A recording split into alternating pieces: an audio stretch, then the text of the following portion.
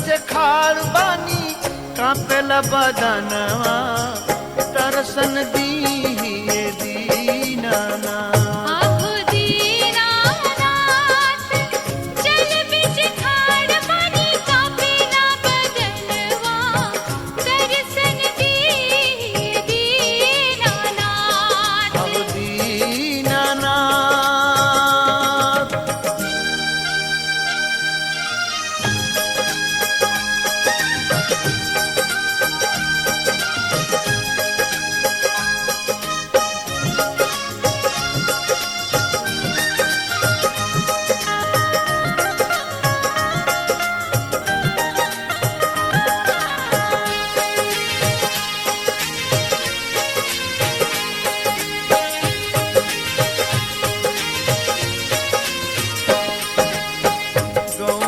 पंडित अबू हवन करवई है गैया के दूध लेके अर्घ दियवई है।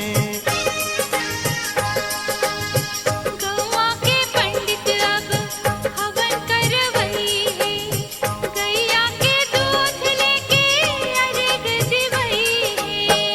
दूसरा अर्घ देके सेवक जुड़ई है दूसरा अर्घ सेवक जुड़ई है और अघली दीनानाथ। आहो दीनानाथ जल बिच खाड़ बानी कांपेला बदनवा दर्शन दीहिए दीनानाथ।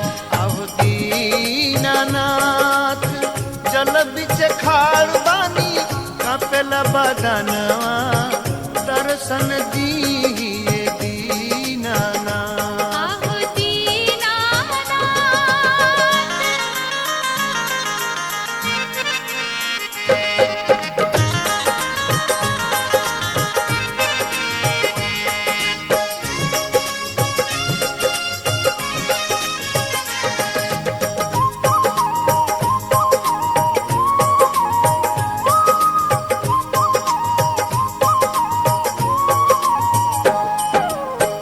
धरती के सारा जीव रौरे से बाड़े सगुड़ा सछात देव सब मान ताड़े।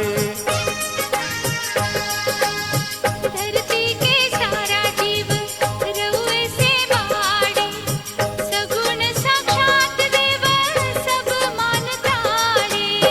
दुनिया ही चलतिया रउए सहारे दुनिया ही चलतिया रउए सहारे खबर लीहिए दीनानाथ। आहो दीनानाथ जल बिच खाड़ बानी कांपेला बदनवा दर्शन दीहिए दीनानाथ।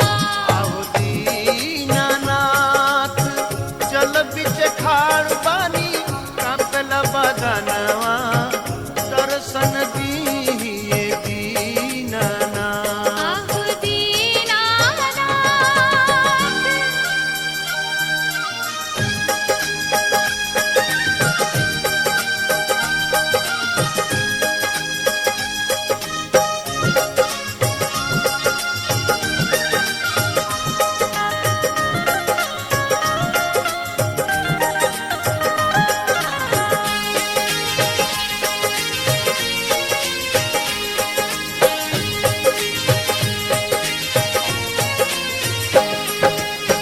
द्रौपदी विपतिया में कैली बरतिया कट गईले गार संकट बन गईले बद